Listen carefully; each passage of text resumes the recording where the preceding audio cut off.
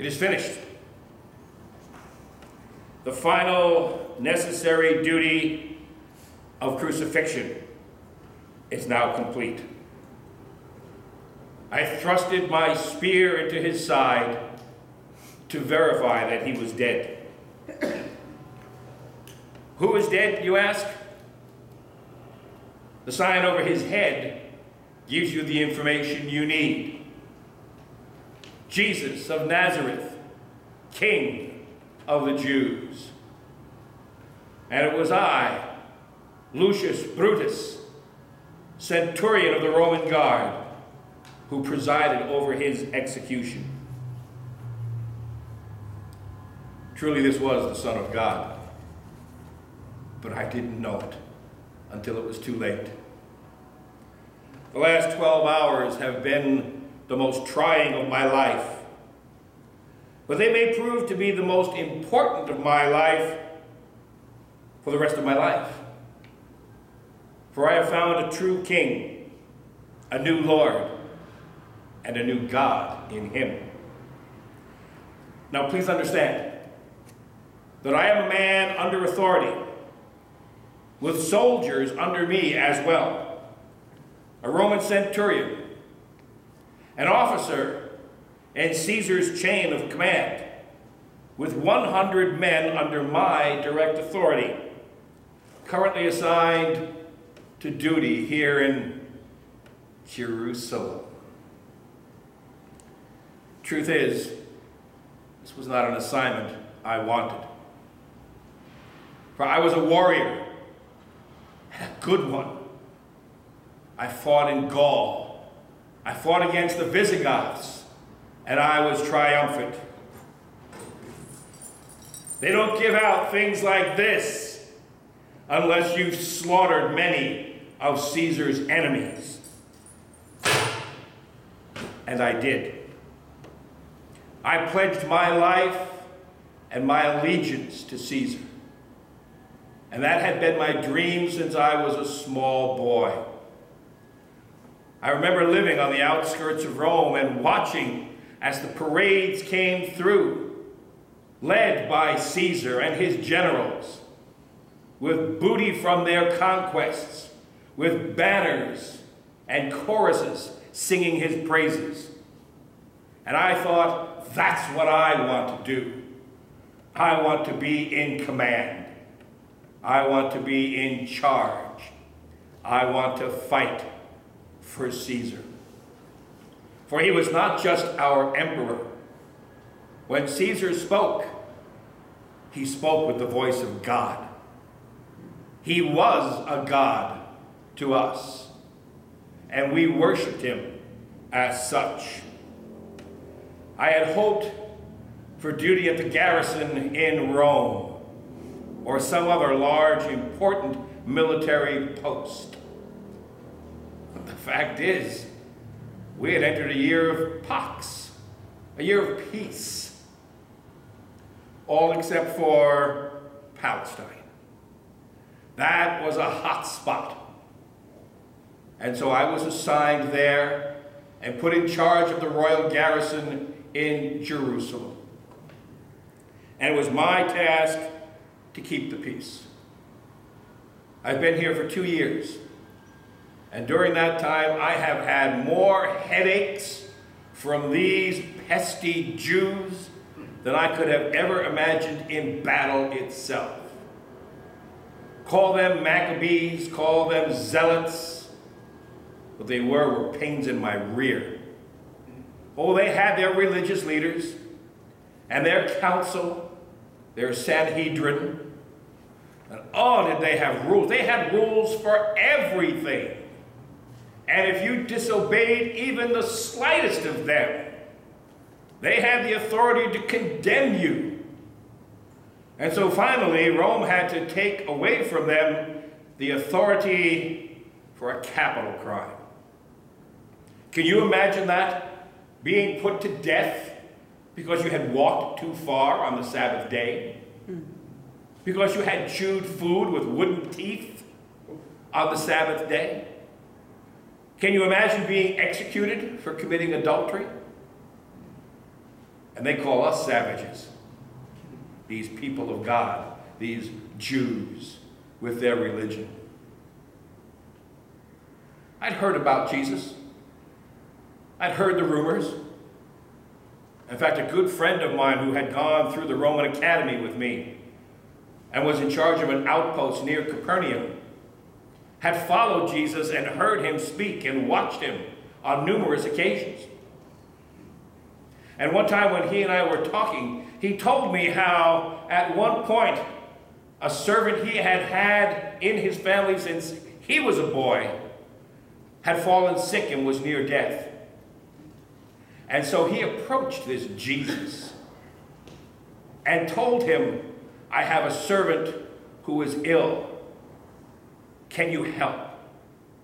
And without hesitation, apparently this Jesus said, let's go to your house. Now my friend declined and said, no, that's not right. I am a man of authority. I say to this one, go, and he goes. And I say to that one, come, and he comes. I am not worthy to have you come to my house. Just speak the word, and he shall be healed. And so Jesus said to him, be it as you wish. And then he turned to the crowds and said, in all of Israel, I have not seen anyone with faith like this one. A Roman, a pagan. And this Jesus is praising him. We'd had our share of insurrectionists, people who wanted to get rid of us. That was not this Jesus. He would have done well living in your San Francisco, being a prophet of love and peace. I'm a warrior. I have nothing to do with love and peace. But it was early one Friday morning when my servant awoke me and said, they need you at the governor's palace. Bring a squadron of men. So I gathered a number of my men, we put on our armor, and I went there.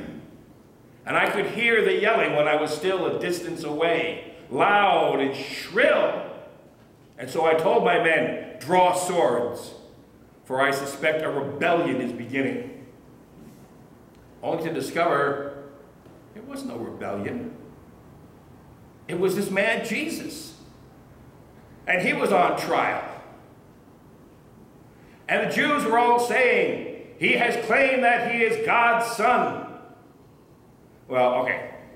You can't go around saying you're God's son when the emperor is God.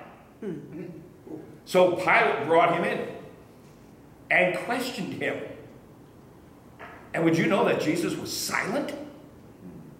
I was astounded standing there watching him, thinking, why aren't you whining and complaining? Why aren't you begging for mercy? Why aren't you saying, it's not me, I'm a preacher of love and peace? He said nothing. And so Pilate asked him, don't you realize that I have the power to release you or to crucify you? And Jesus looked him right in the eyes and said, you would have no power if it didn't come to you from above.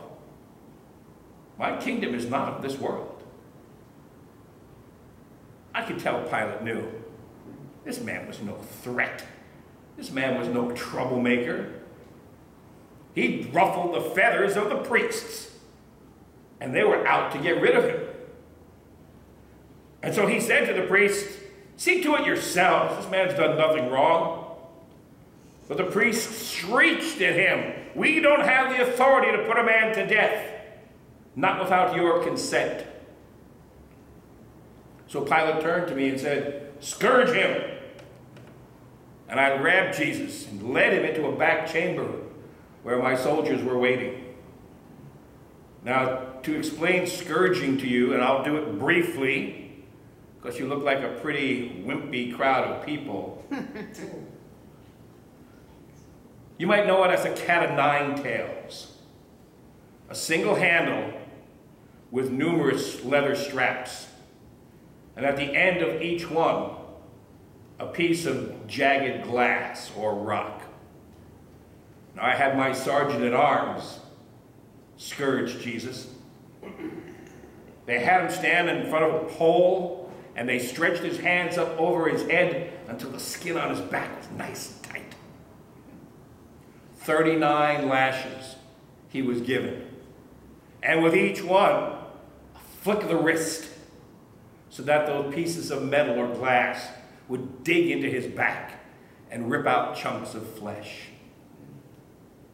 And when he was done, they put a robe on him and led him out to the people. And Pilate said, "Here's your man." And they all cried evermore, "He deserves to die."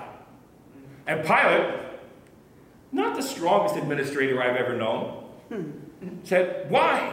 I find no fault in this man." And the priest cried out, "If you release him, you are no friend of Caesar." You don't want to say something like that to a governor who lives in a very political and tenuous world where if Caesar likes you, you do well. If Caesar doesn't like you, your wife plants flowers on your grave. And so Pilate called for a bowl of water, washed his hands in front of the people, and said, "Take him away and crucify him." Now, I've crucified hundreds of men in my time.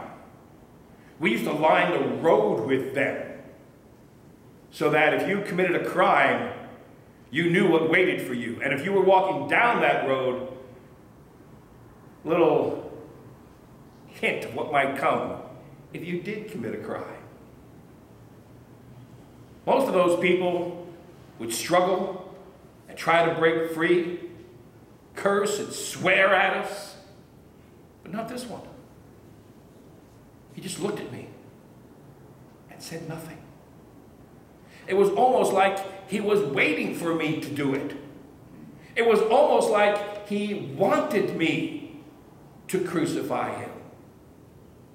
And so we laid him down, and I'm the one who drove the spikes through his hands and feet. And we hoisted him up, driving the pole into the ground with such force that it almost ripped his hands out. And yet he just looked at us, looked at me, and said, "Father, forgive them. They don't know what they're doing." And I watched this man for 6 hours as he spoke words of mercy to us, as he cared for his mother and one of his followers.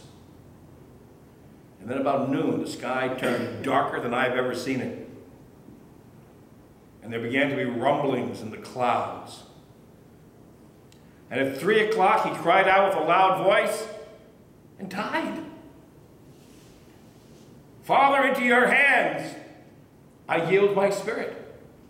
And he let himself sag down and died. Now, normally about that point, we'd be breaking the legs of people so they'd die a little faster. We didn't do that with Jesus. He was already dead. So I stabbed him with my spear just to be sure. And while I was doing that, the ground began to tremble. And the ground began to shake. And the tombs all around us cracked open. And I'm told that in the temple in Jerusalem, they have this giant curtain, 20 feet high, 3 feet thick. And it symbolizes the separation between God and the people of God. And when this Jesus died, that curtain was torn in two, from top to bottom. There were no humans who tore this. It's almost as if God was saying, "Mission complete. Now there is no longer anything to separate us." All I could think to myself was, this man was who he said he was. Surely this man was God's Son. Father, into your hands I place my life, he said. Me too. He died for me. And so I place my life into his hands as well.